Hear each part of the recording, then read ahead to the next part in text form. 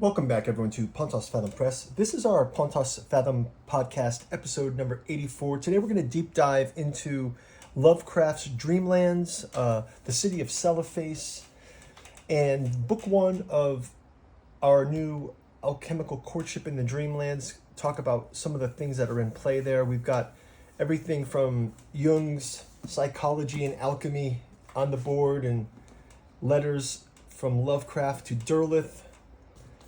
So it should be interesting. We've with Lovecraft's dream cycle, it's an interesting place to start. I think his works around maybe that culminate in his story, the dream of unknown Kadath. That's the kind of the culminating story of a lot of smaller works where Lovecraft was kind of playing with different aspects of the dream cycle.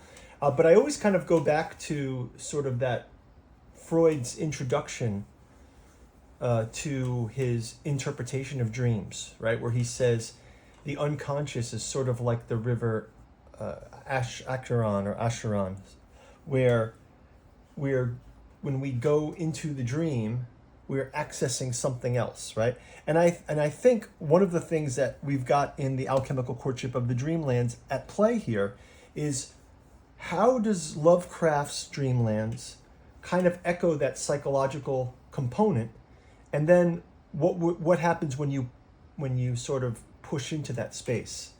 And it sort of goes a bit into the Lovecraft direction. It goes into a psychology direction, but then you start seeing that there's very much the sort of alchemical version of that. Like when Jung talks about in Psychology and Alchemy, this idea of the old alchemical symbols and imagery and formula very much read like some kind of non-linear dreamtime kind of experience. So then if we build out that architecture, I mean, some of it is, I even want to say maybe there's a nod to things like the old fiction of, let's say, one falls asleep and has a dream that's so real that one doesn't remember to go wake up again. That kind of old idea. And how do you build out that architecture? And that, well, by starting with Lovecraft first, one of the great works right in the start of Lovecraft is around the city of Celephaïs. And what's fascinating about the Celephaïs story is Lovecraft tells of how, since the story was written in early 1920, it's part of his Lovecraft's dream cycle. It was apparently based on a dream as recorded in an entry of Lovecraft's commonplace book, Dream of Flying Over City. A man journeys into the past or imaginative realm, leaving bodily shell behind, were some of his notes. So in the lore of Lovecraft's Celephaïs story, we really have this idea that starts with a dreamer from the world of the waking, and he not only does he dream this city into existence in the Dreamlands, let's call it, but he was actually just a normal person. But over time, because of the amazing nature of this dreaming, that Celephaïs comes into existence, that he actually ends up forgetting his waking existence. So it has that kind of elements to it. So you have his creation of the dream city, this sort of timeless idealization. And then I think from there we can talk about a little bit about how Aime Aimless goes into this. So right here we have already, in the dream, Kuranes saw the city in the valley, beyond the snowy peaks overlooking the sea. Kuranes had waked at the very moment he beheld the city, yet he knew from his brief glance that it was none other than Celephaïs, in the valley of Uth-Nargai, beyond the Tanarian hills, where his spirit had dwelt all the eternity of an hour one summer afternoon very long ago, when he had slipped from his nurse and let the warm sea breeze lull him to sleep as he watched the clouds from the cliff near the village.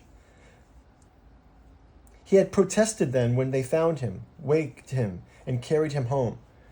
For just as he was aroused, he had been to sail to a golden galley for those alluring regions where the sea meets the sky, and now he was equally resentful of awaking, for he had found this fabulous city after 40 weary years. But 3 nights afterwards, Kuranes came again to Celephaïs, as before, dreaming of the village. So in this kind of non-linear way of thinking, right, there's a kind of forgetting where he could live this lifetime in the dreamlands. And then he could actually wake, and 40 years in the world could go by and not have the connection until he returned to the dreamlands. So I think what was interesting to explore, and I think it's a theme in Aime Aimless, Aime Vicious, Volume 1 of the Alchemical Courtship in the Dreamlands. One of the themes that are in this book is that there are different levels to these dreams, right? So the idea here is, just as Freud kind of tries to demarcate the unconscious and the dream world as kind of a thing to be interpreted, well, what if it was like not that architecture at all? So I think there's another Lovecraftian story that gets taken up in Aime Aimless, but this is around the idea of a kind of a map of the dreamlands, and we have a map of the dreamlands here, but there's also the idea that in the dreamlands themselves there are more than one area. So the first area in Nawillin's Aime Aimless is there's something called the vestibules of the dreamlands, and we can go into that a little bit more in the future, but there's the vestibules of the dreamlands. So let's say let's say in a mundane world, we think about deep sleep and REM sleep and all these kind of technical terms. Right? We have REM sleep means when we dream from a physical point of view. But what if we took that same kind of logic and played it out from the point of view of King Kuranes in the city of Celephaïs, right? So you're in Celephaïs where he's dreamed this capital city of the dreamlands. And well, what does it mean? Like, is that a different thing? Why don't we all remember it? Why is there this gap where he went and visited 40 years later and then he didn't return to it? So what the architecture is, just like, say, Dante's levels of Inferno and Purgatorio and Paradiso, what if the dreamlands also had these different regions? Say nightmares are in a certain place. We've got the Ulthor city of cats and things like that. So the vestibules of the dreamlands in Nawillin's book are the surface level dreams, right? This is kind of like the dream you have where, your office politics or your school politics show up in your dreams, or someone from your past reappears to you, or all of these kind of psychological things. The vestibules of the dreaming are basically proximate to the waking world, right? So this is the area of dreaming where we actually are just in the psychological dreamlands. So something that Freud might have talked about, or maybe even Jung would talk about, we would call those the vestibules of the dreamlands. But how do we demarcate this sort of mundane dream that one can remember from a kind of dream that's insulated from the waking? Like, maybe the dreamers in the dream world don't really want us there. Or maybe once you get there, just like Kuranes, it would be too disruptive to waking life to have this kind of dream. So just like Kuranes' dream city of Celephaïs created a kind of capital of the dreamlands, at the same time it also kind of implies a sort of structure of the dreamlands into what the realms of the dreamlands proper are. So you could imagine there's the vestibules of the dreamlands is just where we go when most of us dream, and we have those places where we can play out our unconscious and fears and all those signals that are linked to the waking world. But that's the buffer zone to get to the next vestibules of the dreamland. And actually the saga will go into that in Aime Aimless. I think that there's a part here where they talk about the nocturnes of the dreamlands, where they start to use those to demarcate these different kind of areas of the dreamland. How did the first dreamers discover the realms of the dreamlands? How did dreamers contend with the vestibules of the dreaming, seeking to clear her ports and make for the land of boon and possibility, to form the great cities of Celephaïs and seek the mysteries of unknown Kadath? Friends and lovers whose spirit of adventure first discovered the way to their dreams. For our intimate relations do not cease connectivity when we shift from the waking to the dreaming. And so it was when they first continued a conversation into the realms of the dreamlands that began in their waking hours, from the Nocturnes of the Dreamlands, Volume 3. So each chapter in the Aime Aimless starts with a quote from the Nocturnes of the Dreamlands, which are a collection of writing, aside from the infinite Akashic records and the grimoires created originally by the great race of Yith called the Penodic manuscripts.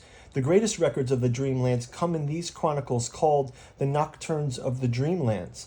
Like the aforementioned Penodic fragments, the 13 volumes of the Nocturnes of the Dreamlands were kept in their library city of Penghadus before being moved from frozen Lomar to the realms of the Dreamlands. The Nocturnes endure as a great achievement of dreamers, as they were originally composed entirely by dreaming, writing the histories of all that transpired across the Dreamlands. They endure by the special relationship between dreams and books, for they serve as a bridge between the waking and the dreaming, like songs did before, cinema did after, from the introduction to the Nocturnes of the Dreamlands, Volume 1. So you see that there's a kind of correspondence here in the Dreamlands. And one thing that Lovecraft explores in Unknown Kadath and in his dream cycle in general is this idea of different ships that can carry us. So imagine these are flying ships. One of those is the White Ship. This story was written in November 1919. In a letter, Lovecraft wrote, "As you infer, the White Ship is in part influenced by new Dunsanian studies. It's similar to his Idle Days of Yann, depicting a sea voyage where many different lands are visited. But in Lovecraft's story, it has a powerful allegorical element. So we're talking about the White Ship. Oh, very brightly did the moon shine on the night I answered the call, and I walked out over the waters to the White Ship on a bridge of moonbeams. And the man had beckoned now, spoke with a welcome to me in a soft language I seemed to know. And when the day dawned rosy and effulgent, I beheld the green shore of the far lands, the beautiful and unknown to me. Up from the sea, lordly terraces of verdure, in the land of Zar, where dwelt all the dreams and thoughts of beauty that come to men once they are forgotten. As the White Ship sailed silently away from the templed terraces of Zar, we beheld on the distant horizon ahead the spires of a mighty city. And the bearded man said to me, 'This is Thalarion, the city of 1,000 wonders, wherein reside all those mysteries that man had striven in vain to fathom.' And I looked again at the closer range, and saw the city was greater than any city I'd ever dreamed before. Into the sky the spires of the temple reached." So we have the White Ship sailing into the city of 1,000 wonders.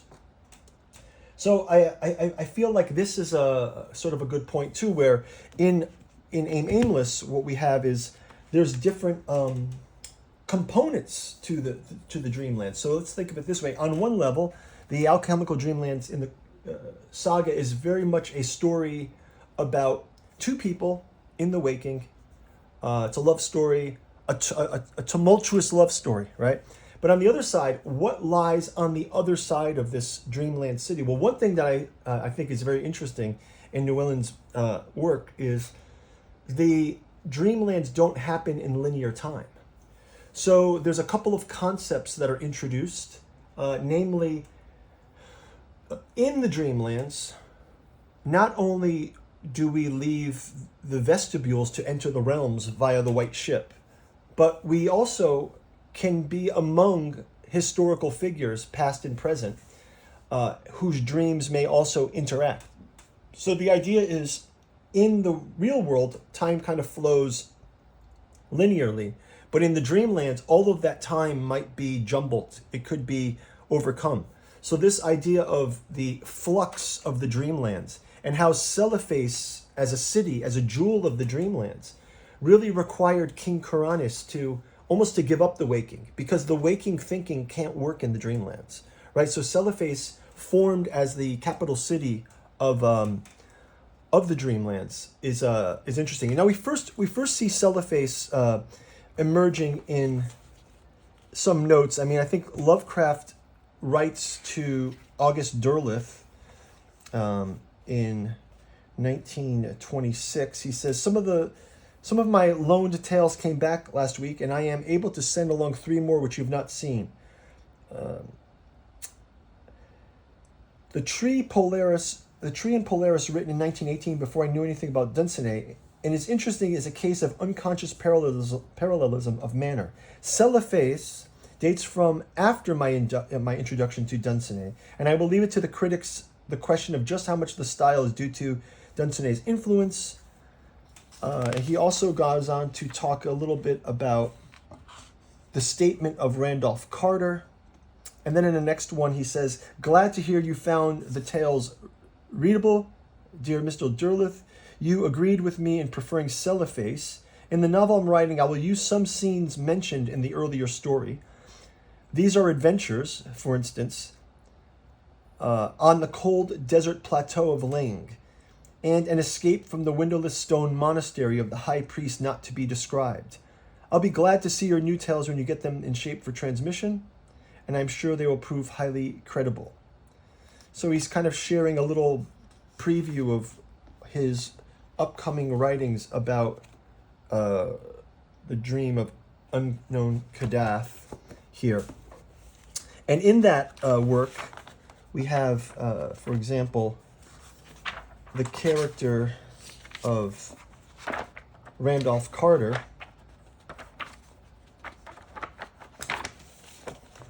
Find it here. Randolph Carter, who is seeking out, he's taking a voyage across the Dreamlands in this book. So,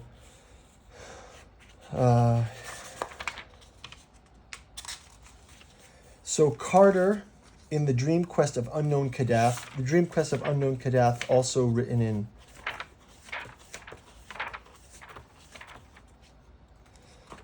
The Dream Quest of Unknown Kadath, written in 1926, completed in 1927. Lovecraft had a clear idea of its progression.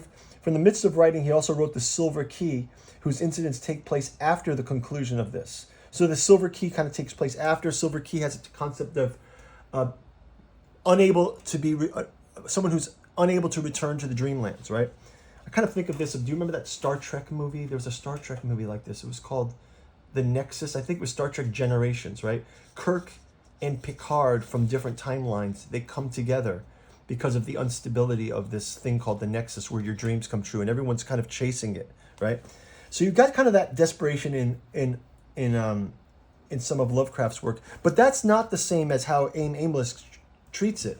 For these are more like the problems of how one in the waking would realize the Dreamlands. But what if you never realize the Dreamlands, but your dream self is there somehow traveling into those deeper realms of the Dreamlands? And we have Randolph Carter here as an example of this. In the morning, Carter boarded the galleon bound for Celephaïs, and he sat in the prow as the ropes were cast off, and a long sail down the Cenarian Sea.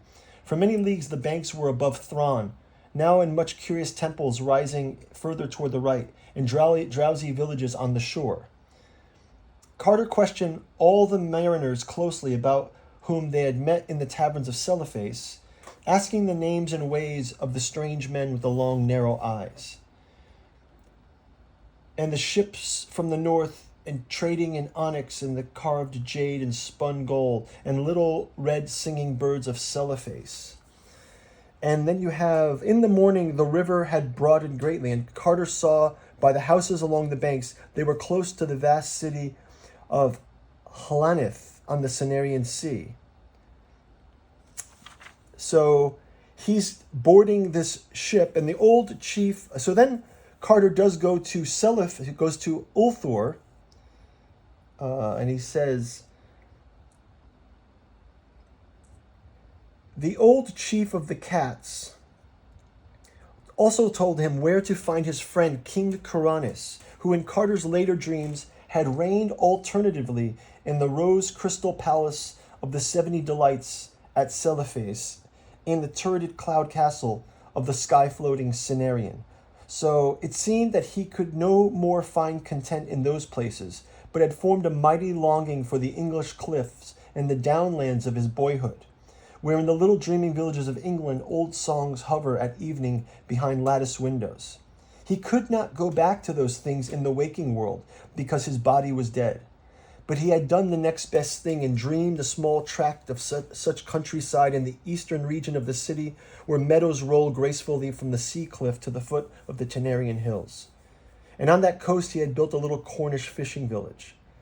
So here you see this kind of logic of how the Dreamlands work that Aime Aimless is going to play upon. And I feel that in this one, some of that play would be, okay, we have Celephaïs is the capital of the Dreamlands, but what else is in the Dreamlands? And here's where some of those structures come up. Two of them, the main ones are, one, the Midnight Circus, and then the two, the Eternal Court of Love. All right, so both of these are interesting features. We begin with the Eternal Court of Love. Or actually, with the Midnight Circus. We'll begin with the Midnight Circus. It says, there is an alchemical theater that runs much like a circus, a midnight circus, because it pitches its tents within the Dreamlands, in the eternal space made by the world's dreamers past and present, accessible to only those who can extend past that 11th chakra gateway into the great halls there at the feet of the dais of the unknowable steps leading to the source of the cosmos. On this eternal night, after the last show of the evening for the Midnight Circus, the theater is gone quiet in the blue light at the end of action. The crowds have gone to bed and the actors off to celebrate, but the ringmaster is awake, alone in the empty theater. The ringmaster is not what he seems. They call him Mr. Merc. He's got the papa leg but top hat, and they say he's got wings on his ankles. He rarely sleeps, and at times these and ever into midnight of the alchemical theater, where all things can be and will be, it's only a matter of a creative spark, not a matter of time. In addition, in his newfound vocation as ringmaster, Mr. Merc also has a night job, relegated to the wee hours, an older job linked to the old names. It is the first role of the psychopomp. Things were easier back in the days when he was called Mercury, when the world was simpler. That's why he still makes use of the great history events to fix all the ills. Oh, it's going to be a busy night. So here we have this idea of the Midnight Circus that's come up, where we're introduced to a place where forgotten gods go. And also, just like King Kuranes, not all people will die. Some of the dreamers of the waking world, when they pass on, their dream life continues. And actually, that gets explored in volume 2 and 3 of Aime Aimless. There's a great scene in the book where Mr. Merc, who is Mercury, the ringleader of the Midnight Circus, his new job that he's come across, because the old gods have been forgotten in the Dreamlands in many cases. So it's like when one has, worshiping a god is very much like having a dream, right? You're wishing and hoping for something. And there's a scene where Mr. Merc goes to visit Zeus, and he's kind of like working like in a pawn shop in the Dreamlands. He's a proprietor of a small shop now because the Zeus worship has gone out of fashion, right? So he was once mighty Jupiter, and now he's reduced to sort of like, like Pawn Stars, something like this, right? But it's just the way that your dream life can take on a different shape given the tensions of the Dreamlands. So not only do we have that thread in Aime Aimless, but there's the thread of the Eternal Court of Love, which is sort of loosely based on the courts of love from, let's say, medieval France. So you'll have these medieval French concept of the troubadours and ladies and their suitors talking about who has the most chivalric love, right? So at the same time, we can have gods and things from the past. So what happens in Aime Aimless is the queen of the court of love in the 1200s in the Pyrenees, southern France region, she is actually in her dreamlands. She's also the queen of the eternal court of love. And each epoch in different areas will have a court of love that is a correspondence to the higher level court of love in the dreamlands. So now we see the idea of, can the court of love, how is it judging the waking? And how does it filter things from all different times?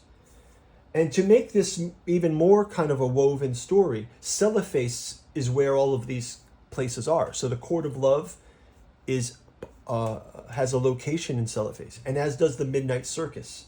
So the Midnight Circus is in Celephaïs, the Court of Love is in Celephaïs, and we see in volume 1 of this story starting to move us into the space of that. Beyond the celebration, the Midnight District, where Mr. Merck's Midnight Sister sprawled its phantasmagoric splendor, a different narrative unfolded. Beneath silvered tents glowing with the iridescent luminescence, the sublime and grotesque intertwined in performances that defied comprehension.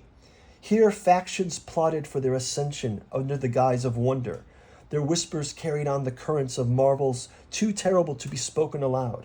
Fire dancers spun cold flames that sang of lost stars, while magicians conjured alternate realities, each tableau a metaphor for the machinations unfolding within the city of Celephaïs. Amid this cacophony of light and shadow, the eternal court of love remained a sanctuary, a place where those bold enough to bare their hearts sought absolution or transcendence. Within its vaulted halls, frescoes told ever-shifting stories of love's complexities. Within its vaulted halls, the quiet hope that endures despite all. Esclairmonde, who is the queen of the court of love, luminous as the stars above, presided over the court with a voice that carried the weight of aeons, each word a thread in the tapestry of a fragile yet enduring unity. Still the archons lingered, their whispers weaving through the city's fabric like dark tendrils, unraveling the fragile harmony that Esclairmonde Ascension sought to restore. Their influence moved unseen but palpable, turning Celephaïs into a stage where the forces of creation and destruction battled in a delicate and eternal dance. The dreamers caught between these forces could only hope the vision of their queen would guide them through the perilous journey ahead. And at the heart of it all, Kuranes wondered if his dream-made city, his quiet presence, a reminder of its origins. Clad in unassuming garb, he moved among his creation like a solitary poet searching for inspiration, his gaze lingering on the faces of dreamers as though seeking fragments of his own lost self. The city, in turn, seemed to ache for the stability of its earliest days, its spires leaning to the heavens as if reaching for a divine answer to the fractures below. In this interplay of dreams and longing, the city of Celephaïs breathed on, a luminous beacon amid the shifting tides of loyalty, ambition, and love. And so beneath the silent watch of the twin moons, Celephaïs continued to dream, its streets spiraling and luminous. It seemed to vibrate in an unspoken promise, a quiet assurance that even the face of the city's essence would endure. Yet its depths beneath the alabaster docks and the cerulean waves, something ancient and unknowable stirred, a presence vast and indifferent, a reminder that even the most intricate dreams are built on fleeting ripples above the surface of an infinite sea. For in the dreamlands, reality and imagination wove their eternal dance. Every ending carried within its seeds of a new beginning. Every shadow was but the harbinger of a great light. And as the twin moons cast their spectral light upon the alabaster shores of Celephaïs, the city exhaled in a quiet breath, its labyrinthine streets trembling with the weight of dreams yet to be dreamt. And though the shadows of the archons lingered on the edge of perception, there whispered a persistent counterpoint to the court's luminous aspirations. The presence of Queen Esclairmonde, radiant and resolute, seemed to infuse the dreamlands with a fragile yet profound hope. That city born of Kuranes' restless imagination pulsed once more with the rhythms of possibility, its spires leaning not to the heavens but toward the unending horizon of what might yet be. For in Celephaïs, as in all of the realms of the dreamlands, the dance of creation and destruction wove onward, a ceaseless cycle that carried within its folds the promise of eternity.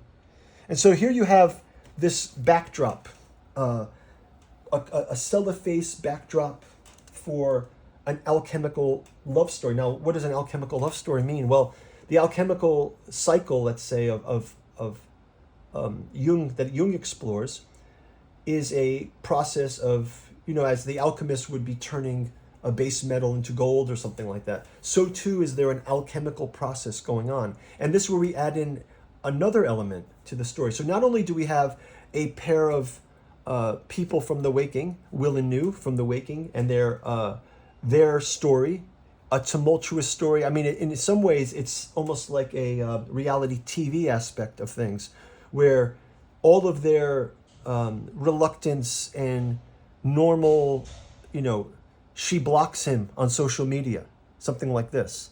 But there's an echoing resonance into the Dreamlands as well. And it's almost as if the whole Alchemical Courtship, which is one of a let's say a projected version of what everyone's mundane love is, all of those have been projected into the Dreamlands. And this is where Queen Esclairmonde of the Eternal Court of Love judges whether love is real or not. So not only do you have the idea of a guy gets blocked by his girl on social media because they've had a fight, but in the Dreamlands are the court's rules of love being enforced, or what are the ripples that this has across the realms? Another part that's interesting to note is there's in spirit of that alchemical tradition, we also have Dr. John Dee.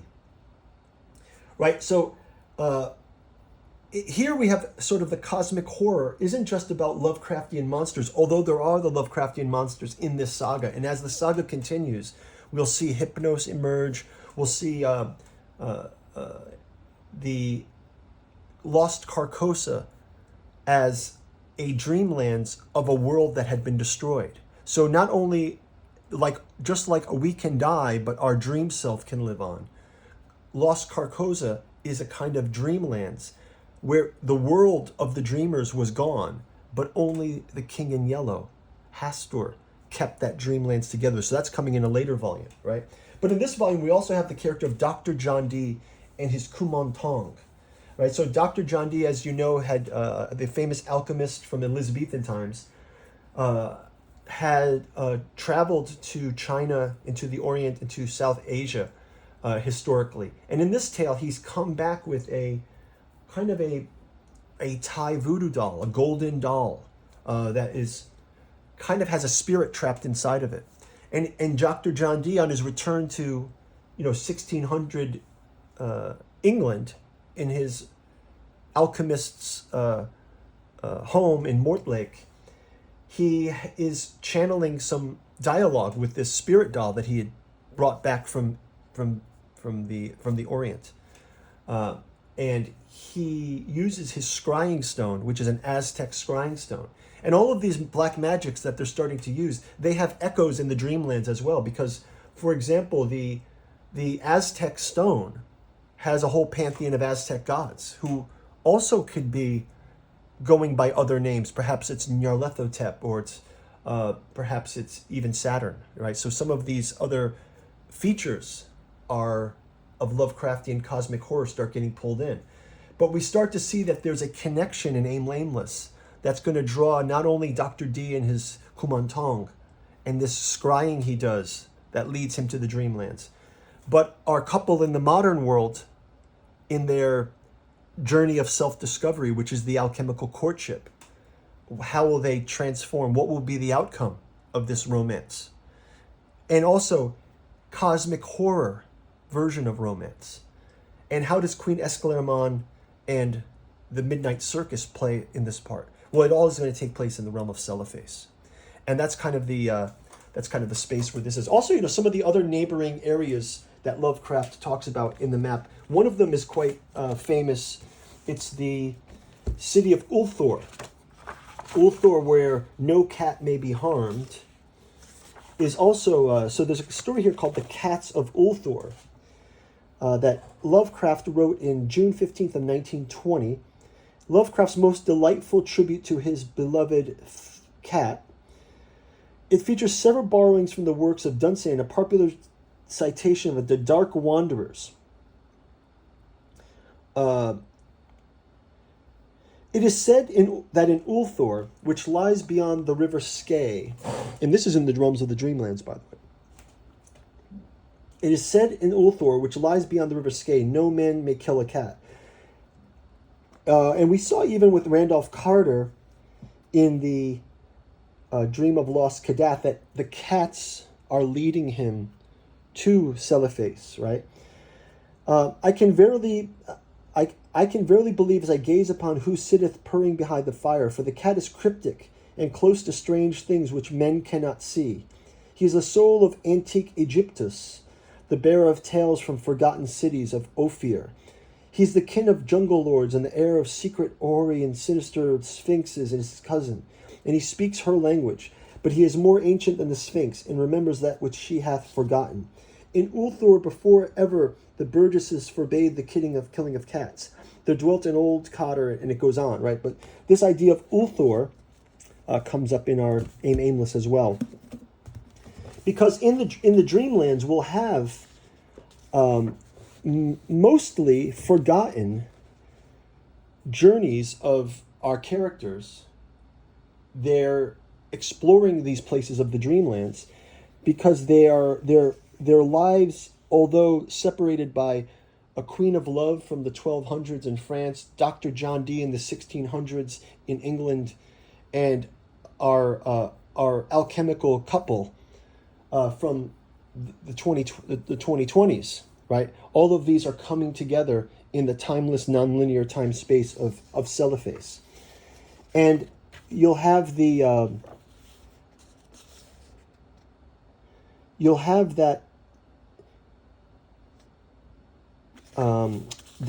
that intersection is one of the major plot points here. But for Dr. D, I wanted to just show some examples here of the cats of Ulthor.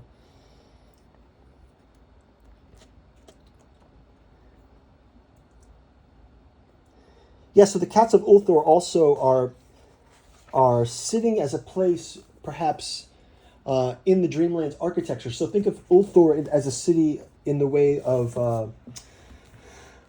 for example, there's different lands in the Dreamlands that Lovecraft sort of demarcates, like Forgotten Dreams, or like we had heard before, the City of 1,000 Wonders, or the Realm of Nightmare, right? So those places have become lands in the Dreamlands, and each volume of the Alchemical Courtship in the Dreamlands upcoming is basically a tour of these places. For example, when in Volume 2, we'll go to Dalathlin, which is iron-domed Dalathlin, and it will bring up some new topics and new politics of the Dreamlands, where Celephaïs is in very much ways indebted to King Kuranes creating Celephaïs from his waking self. So the waking self of King Kuranes contributed to this great jewel of the Dreamlands. But in Dalathlin, they have a very different idea of the nature of the Dreamlands to the waking. In Dalathlin, they feel like the waking is kind of like an anchor that's pulling them down, almost like a curse. So imagine how free one could be if the Dreamlands could just separate from the waking. But at that same time, because of the nature of the industrial nation of Iron Dome Dalathlin, with its basalt towers, as Lovecraft describes it, in Dalathlin, they are great miners of the waking. So they're digging down into the waking to pull things up. So just like in, say, Freudian dream work, we dream and try to interpret what we bring back from the Dreamlands.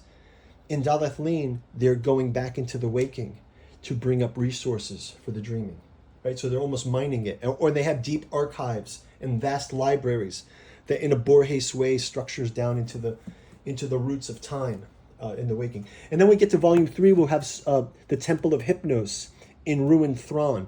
And what's interesting about Ruined Thrawn is Ruined Thrawn takes us back to this idea of once before Celephaïs, Thrawn was the greatest city of the Dreamlands, before Kuranes dreamed the dream city of Celephaïs.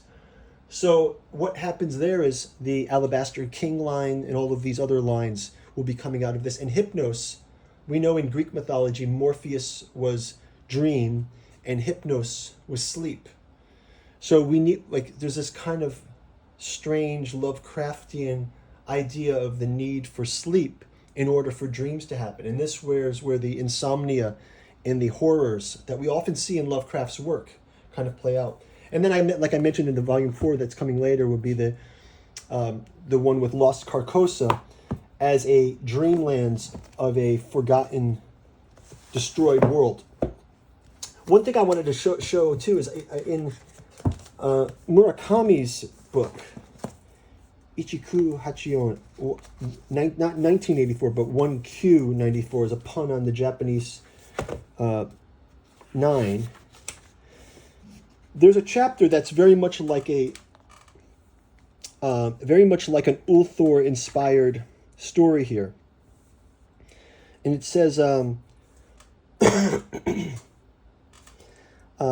he left his table, he paid his bill, and he was at the platform. He took off his sunglasses, shoved them into a pocket, and readjusted his cap. Who gives a damn, he thought. Let them spy on me if they want. I'm going to seaside town in Chiba to see my father, who is suffering from dementia. He might remember his son, or he might not. When the train left Tokyo Station, Tengo took out the paperback he had brought along and started reading it. It was an anthology of short stories on the theme of travel. It included one about the tale of a young man who journeyed to a town ruled by cats. Town of Cats was the title. It was a fantastical piece by a German writer with whom he had not been familiar. According to the book's editor, the story had been written in a period between the two world wars. So in this story about cats, he takes a train to the town of Cats. He arrives there by train. Cats of all different colors, styles are much larger than ordinary cats, but they're still cats. The young man is shocked to see this spectacle. He rushes to the bell tower at the center of town and climbs up to hide. The cats go about their business, raising the shutters, seating themselves in their town's desks to start the day's work. Soon, still more cats come, crossing the bridge into town like others. They enter the shops and buy things or go to the town hall and handle administrative matters, so they have a meal at the hotel. One pays a concertina and the other dances to music. Because cats can see in the dark, they almost need no lights. But this particular night, the glow of the full moon floods the town, enabling the young man to see every detail from his perch in the bell tower. So you kind of get this idea of the fantastic nature of how imagination plays in to a lot of these pieces. And maybe I will leave you with another bit of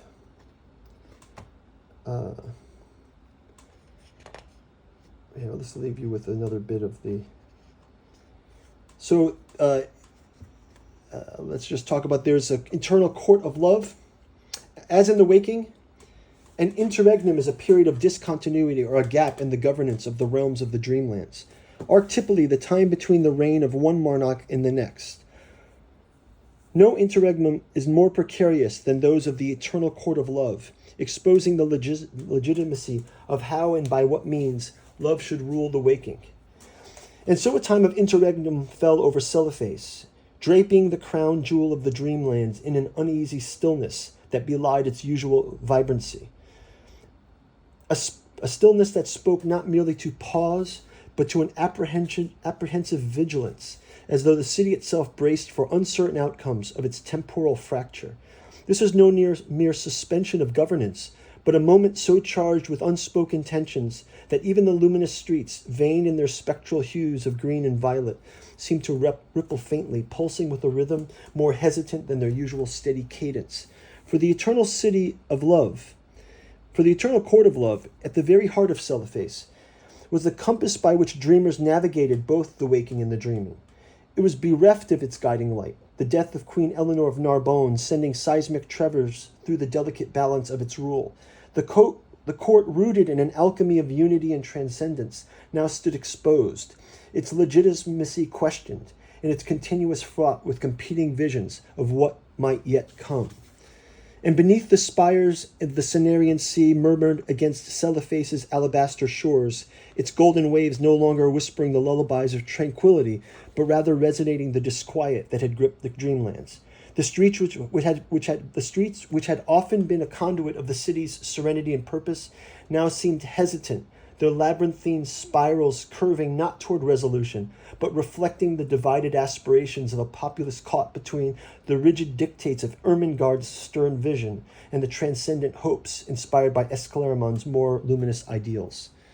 And it was at this time of rare stillness within the realm governed by the imagination's boundless mutability, a pause so profound that even the air seemed reluctant to carry the sound of footsteps, that the eternal court, with its emissaries from ages past, had served as the beacon of Celephaïs' ephemeral grace, its existence a testament to the great dreamer Kuranes, whose restless imagination had summoned the city into being as both sanctuary and crown of the Dreamlands.